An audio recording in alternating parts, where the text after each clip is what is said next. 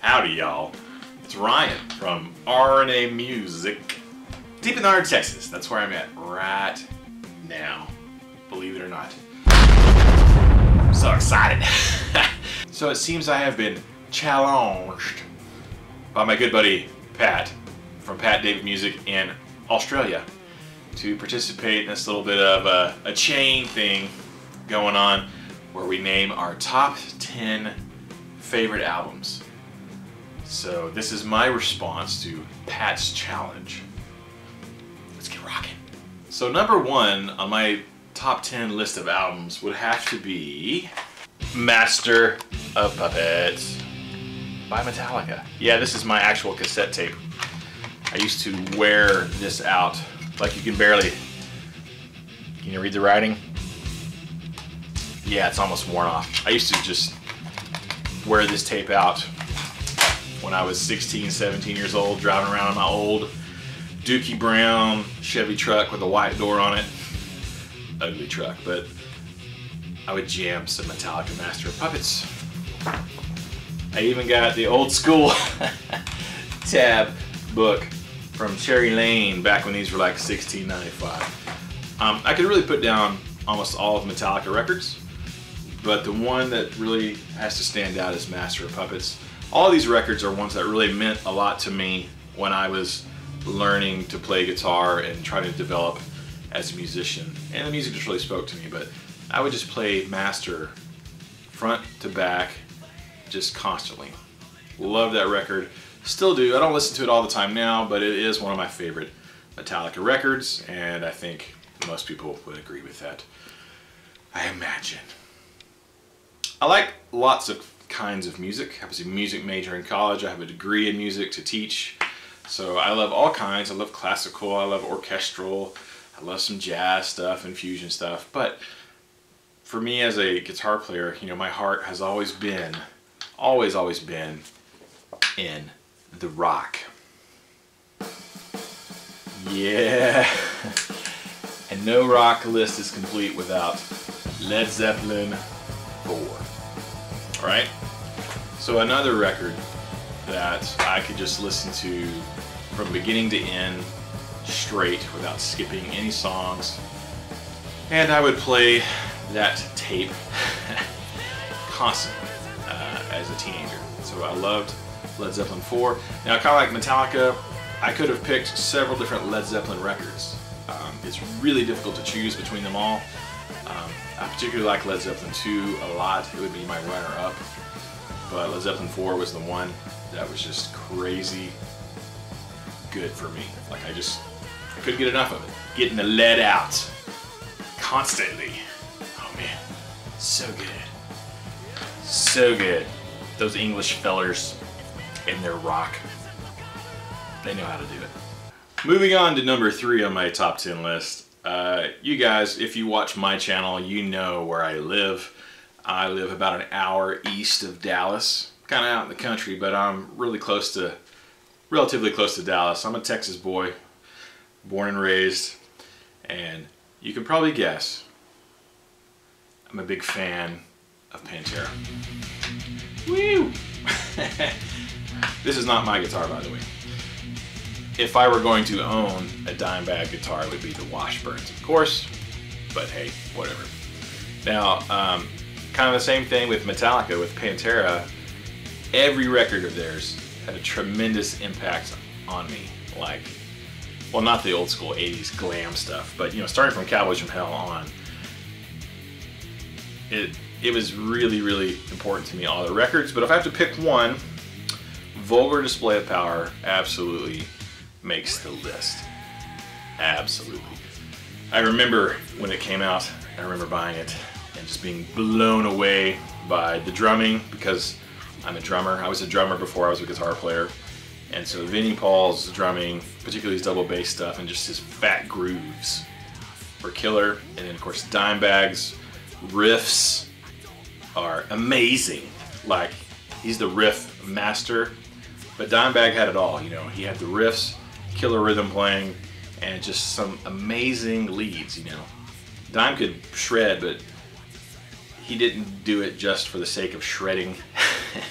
The art of shredding. But his leads were memorable. So Pantera was a huge part of that life, you know, between, you know, ages of 14 and, you know, 20. It was all about Pantera.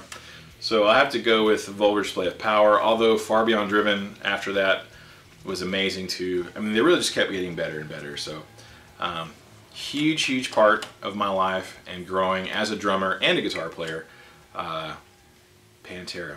I know, hard to predict. You didn't see that one coming, did you? That was a surprise. Next, and probably not surprising, would be Guns N' Roses' Appetite for Destruction. What? I loved Guns N' Roses growing up. Learned to play some of their songs on drums. Tried my best to learn a lot of Slash's stuff, like you know, in junior high, high school, I guess. Appetite for Destruction was the one, man.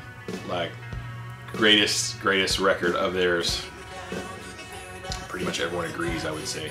But you know, Welcome to the Jungle, Sweet Child of Mine, Mr. Brownstone, just incredible riffs, tasty rock riffs, and some killer soloing by Slash. Love Slash's style. Slash can absolutely play, and his soloing was just, it was just perfect for the kind of music they were doing. It was perfect. So huge, massive influence on me growing up in those formative years of guitar playing. Appetite for Destruction, same thing. Takes me right back. It's like I'm young again. Love Slash. Slash is amazing.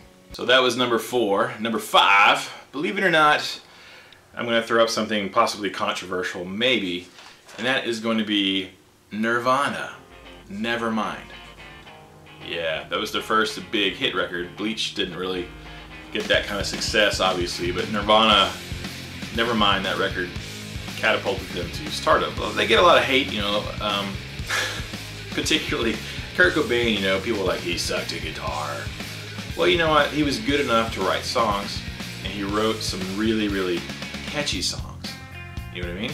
It was one of the first times that I kind of realized you can write some great music that doesn't have to be, you know, as complex as, say, you know, Battery or Master of Puppets or something like that, you know. So I really liked them. That may not be, it's not very metal, I guess, to say that, and some people would, you know, get mad about that because they feel like the grunge movement killed the metal and rock, but I think it was just a different face. It's just a different face of hard and heavy music, so I really liked them. So yeah, you all hate me now, but I said it. I like Nirvana's Nevermind. No More Tears, Ozzy Osbourne, Zakk Wylde. Yeah. Totally brings me back. Totally brings me back. Great record from beginning to end. I enjoyed all of it. The writing was great. The riffs were great. Zakk, you know, was shredding his face off. Some killer solos. I loved all those solos. I loved pretty much all the songs off that record. I just listened to it on end, you know, on tape. Okay, so this is going back again. I listened to a lot of these on tape, and I would listen to it just one side straight to the other. Some of these songs I would just play over and over and over. Road to Nowhere was one of my favorite songs off that record. So again, nothing really outside of surprising, but that was the record that I really got to know Zakk, obviously, and started really digging his playing. And not too long after that, just a few years later, Pride and Glory started, which I really loved. They didn't make the list, but if I didn't have Ozzy's, you know, No More Tears, it would have to be Pride and Glory. But anyways, that was my introduction to Zakk, and that was another huge thing that was very important to me at that time of my life growing up. So that record definitely makes the list. No More Tours. Well, that was number 6. I guess so. No More Tears by Ozzy was number 6. So now on to number 7. Number 7, we finally break our way out of the late 80s and 90s into a new era of playing. And for me, it has to be Plains of Oblivion by Jeff Loomis. Yeah. Come on, son. Let's get it. when Zero Order Phase came out, it blew my freaking mind. I was like, holy crap, who's this Jeff Loomis guy? He's amazing, right? So Zero Order Phase was fantastic. I loved it. When Plains of Oblivion came out, he just took it to a new level. There's something about Jeff's playing in particularly that I could put on Plains of Oblivion or Zero Order Phase and listen to it from the begin to the end without stopping and not get tired of the music and the shredding. Some of the other instrumental shred guitar type albums that I have, you know, I'll listen to maybe 3 or 4 songs. After maybe 3 or 4 songs, even with Andy Timmons, who's awesome and tasty and tons of tone, that Andy Timmons. Even after about 4 or 5 Andy Timmons track, I'm ready for a change. So I don't know what it is about Jeff. His composition skills, the way he arranges his music, you know, I love classical music a lot. And so there's something in Jeff's arrangements and the way that he plays that really absolutely holds my attention for an entire album. Really love his take on shred guitar and neoclassical shred. And for me, he's the one who really fires me up the most about that. So, but if I had to pick one, Plains of Oblivion. Get that now. Go buy it now. You won't regret it. Number 8 of my top 10 albums of all time would have to be Countdown to Extinction by Megadeth. Yeah. So you already know I'm a huge Metallica fan. Now I was not one of those fans that was like Megadeth or Metallica. It was like both. I love both of them. Now I like Metallica a bit more than Megadeth, but I didn't not like Megadeth. And really, Countdown to Extinction was the record of theirs. Same thing, at that same time period of my life when I was really getting into playing drums and guitar, I could not get enough of Countdown to Extinction. It's one of those records, again, put it on from the beginning, first song to the last song. Flip the tape over, listen to both sides. Killer, killer record. It's kind of like their Master of Puppets, some would say, maybe, or their Black Album. But I really love that record. I really love Marty Friedman's soloing, particularly on that. Marty has a really great style of shredding. It's definitely distinct. You know, when he starts playing, you can tell that it's Marty. So I really love Marty's soloing on that. Dave had some tasty solos on there too. But that whole record was just killer. Killer. Well produced. Good record. So Countdown to Extinction, number 8. Count it. Number 9, y'all. Well, there's only so much metal that you can stand, I guess, before you need a break for something different. And what's much more different than metal than late 80s hip-hop? Number 9 on the list of top 10 albums of all time for me, Beastie Boys, License to Ill. Yo, what up? No sleep till right? Brooklyn. Get it? Yeah. Beastie Boys, man. That's a great record. Now, it's not a lot of guitar on there, obviously. There's bits and pieces of guitar on it, but I just dug it. The lyrics were great. I love me some rap stuff. Just depends on who it is. I used to love Kool Moe Dee. Back at the same time, it was Beastie Boys or Kool Moe Dee. Y'all don't even know who that is. Y'all have no idea who Kool Moe Dee is. But I liked him a lot too. But Beastie Boys. And several other records after that. I liked quite a few of the Beastie Boy albums that came out. That was the first one. That was the one that really, again, transports me back in time to kind of a really happy place in my life. And so, number 9, Beastie Boys, License to Ill. Y'all did not see that coming. All right, now number 10. More Metallica. Can y'all guess which one? Take a guess real quick.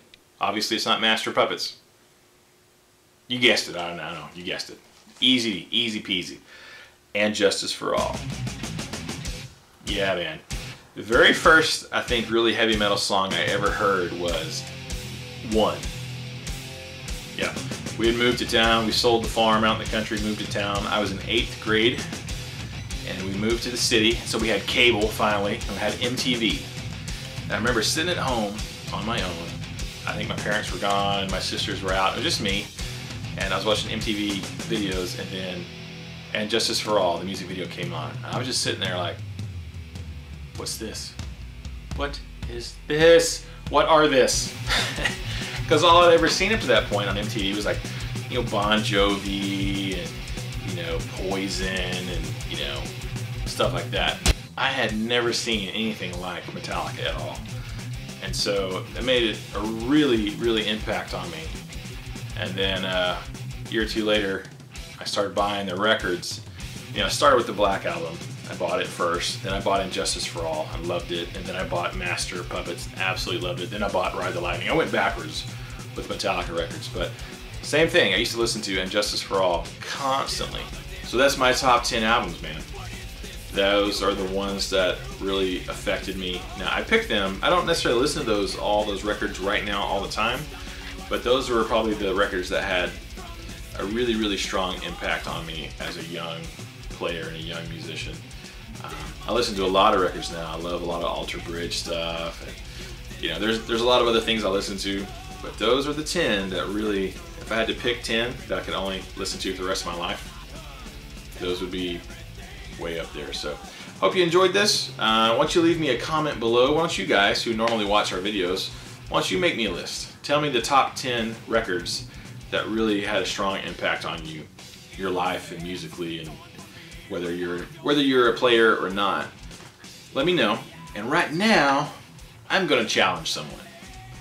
I'm gonna challenge my good friend Robert Baker in Ohio to give me his top 10 records. I know there's probably gonna be some Van Halen on there. Robert's probably like me. He's probably gonna have some records from the 80s. Yeah, go figure. So Robert Baker, let us know. Give us your top 10 records, man. I'll be waiting. I'm watching. Got my eyes on you, Robert. All right, you guys. Thanks for watching. Appreciate it. As always, keep the music alive. The music needs you. And we need the music, man. Keep rocking.